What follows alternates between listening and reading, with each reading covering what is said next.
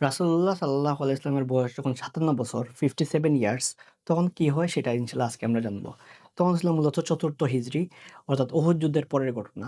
সেই সময় মূলত যেসব ঘটনা ঘটে সেই ঘটনার আমরা সামারি জানবো ইনশাআল্লাহ। সেই সময় কয়েকটা অভিযান হয়। সেইরকম একটা অভিযানের নাম আবি সালামার অভিযান।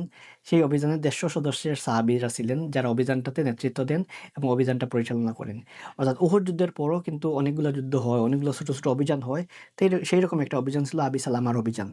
ওই সময়টাতে অনেকগুলা ট্র্যাজেডি ঘটে সাহাবীদের। তার মধ্যে একটা হলো রাজির ঘটনা। তো রাজির ঘটনাতে ১০ জন সাহাবীকে হত্যা করা হয়।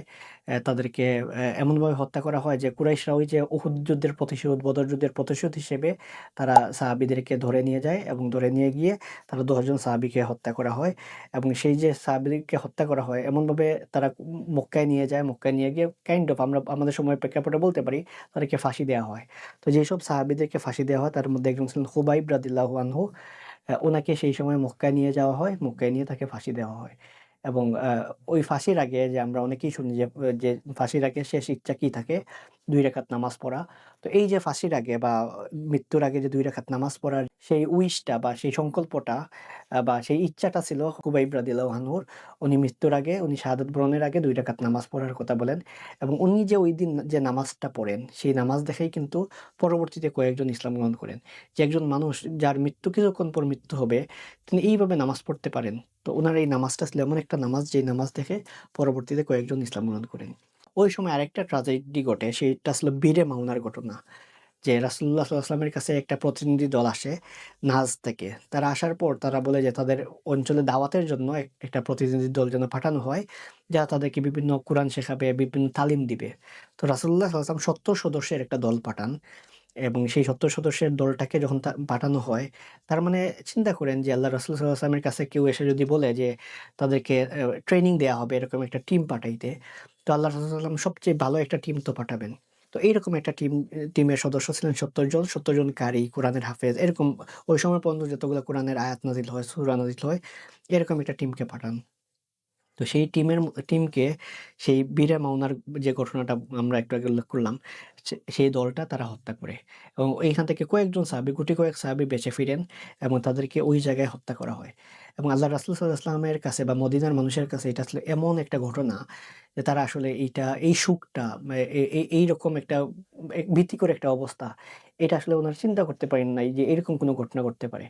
তখন রাসূলুল্লাহ সাল্লাল্লাহু আলাইহি ওয়াসাল্লাম প্রতি ফজরের নামাজের পর কুনুত পড়তেন। এবং এটার মাধ্যমে আল্লাহ রাসূল সাল্লাল্লাহু আলাইহি ওয়াসাল্লাম তাদেরকে বদদোয়া করতেন যারা এই কাজটা করে এবং সাহাবীদেরকে যারা এভাবে হত্যা করে। এই সময় আরেকটা ঘটনা ঘটে, অর্থাৎ আল্লাহ রাসূল সাল্লাল্লাহু আলাইহি ওয়াসাল্লামের বয়স যখন ৫৭ বছর ছিল, অর্থাৎ ৪র্থ হিজরি, এই সময়টাতে ছিল অনেকগুলো ট্র্যাজেডির ঘটনা। তো আরেকটা ট্র্যাজেডি ছিল আল্লাহ রাসূল সাল্লাল্লাহু আলাইহি ওয়াসাল্লামকে ইহুদীদের একটা গোত্র ছিল বনু নাজির। তারা আল্লাহ রাসূল সাল্লাল্লাহু আলাইহি ওয়াসাল্লামকে হত্যা করতে চায় এবং তারা আল্লাহ রাসূল সাল্লাল্লাহু আলাইহি ওয়াসাল্লাম এক জায়গায় বসা ছিলেন। তো তারা উপর থেকে পাথর ফেলতে চায়, পাথর ফেলে হত্যা করতে চায়। তো পাথরটা যদি পড়ে যায় তখন তো আল্লাহ রাসূল সাল্লাল্লাহু আলাইহি ওয়াসাল্লামকে তারা হত্যা করে ফেলবে। নাউযুবিল্লাহ। তো এরকম একটা প্ল্যান বনু নাজিরের গোত্রেরা করে এবং তাদেরকে পরবর্তীতে রাসূলুল্লাহ সাল্লাল্লাহু আলাইহি ওয়াসাল্লাম যখন এই প্ল্যানটা ফাঁস করে হয়ে যায়, যখন জিবরাইল আলাইহিস সালাম জানাই দেন আল্লাহ রাসূল সাল্লাল্লাহু আলাইহি ওয়াসাল্লামকে যে তারা তো এরকম প্ল্যান করতেছে। তখন আল্লাহ রাসূল সাল্লাল্লাহু আলাইহি ওয়াসাল্লাম এই জায়গা থেকে উঠে যান এবং উঠে যাওয়ার পর এই যে তারা গোত্রগতভাবে যে অ্যাটাকটা করতে চায় এবং এর আগে তারা কিন্তু অনেকগুলো চুক্তি ভঙ্গ করে, ফলে তাদেরকে মদিনা থেকে বহিষ্কার করা হয়। তার মানে এই সময়টাতে আল্লাহ রাসূল সাল্লাল্লাহু আলাইহি ওয়াসাল্লামের সাহাবীদেরকে হত্যা করা হয়। রাসূলুল্লাহ সাল্লাল্লাহু আলাইহি ওয়াসাল্লামকেও হত্যার প্ল্যান করা হয় এবং যারা হত্যার প্ল্যান করে সেই বনু নাজির গোত্র, তাদেরকে মদিনা থেকে বহিষ্কার করা হয়।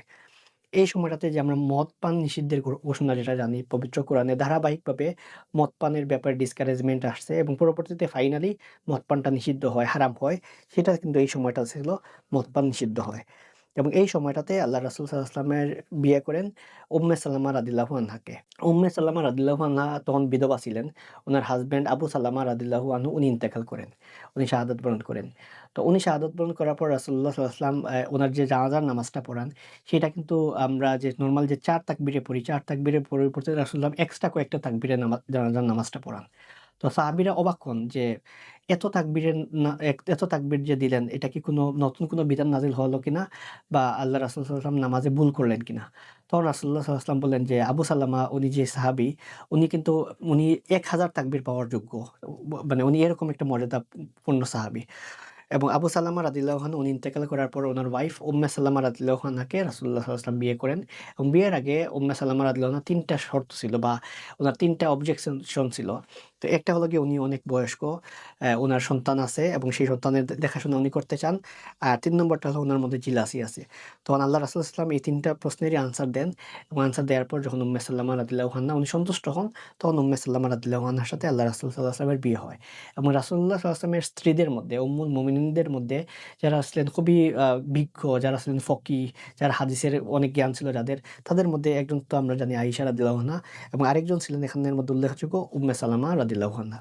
তো আমরা যদি দেখি আল্লাহ রাসূল সাল্লাল্লাহু আলাইহি ওয়াসাল্লামের ৫৭ বছরের জীবন, এই বয়সটাতে অনেকগুলা ঘটনা ঘটে এবং তার মধ্যে উল্লেখযোগ্য হলো এই সময়টাতে অনেকগুলা ট্র্যাজেডি ঘটে। আল্লাহ রাসূল সাল্লাল্লাহু আলাইহি ওয়াসাল্লামের ওনার নিজের জীবনে যেরকম হয়, ওনাকে হত্যা করতে চায় এবং ঠিক তেমনি সাহাবীদের সাথেও কিন্তু কয়েকটা ট্র্যাজেডি ঘটে এই সময়টাতে।